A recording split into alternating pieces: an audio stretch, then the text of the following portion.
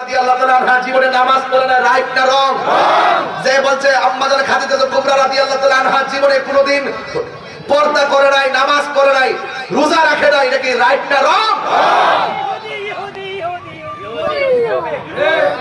عن النبي صلى الله عليه وسلم خديجة الكبرى رضي الله تعالى عنها وعلي بن ابي طالب رضي الله تعالى عنه وجعفر رضي الله تعالى عنه সর্বপ্রথম আমার নবীর পিছনে একটা মহিলা নামাজ পড়েছেন, তখন নামাজ ফরজ ছিল না, কিন্তু এরপর নামাজ পড়েছেন তিনি হলো খাদিজাতুল কুবরা রাদিয়াল্লাহু তাআলা আনহা, দ্বিতীয় হলো হযরত মাওলা আলী কাররামাল্লাহু তাআলা ওয়াজহুল কারীম, তিন নম্বর হযরত জাফর রাদিয়াল্লাহু তাআলা আনহু।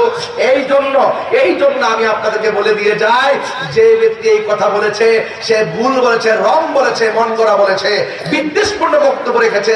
আরে খাদিজা তো সেই খাদিজা যিনি ক্রান্তিকাল ইসলামের জন্য সকল সম্পদ ব্যয় করে দিয়েছেন। আরে খাদিজা তো সেই খাদিজা যেই খাদিজা আমার নবীর জন্য, যে পাহাড়ে উঠতে গেলে আমাদের 2-2.5 ঘন্টা লাগে, সেই পাহাড়ে দৈনিক 2 বার উঠে নবী পাকের জন্য খাবার নিয়ে যেতেন। আরে এই খাদিজা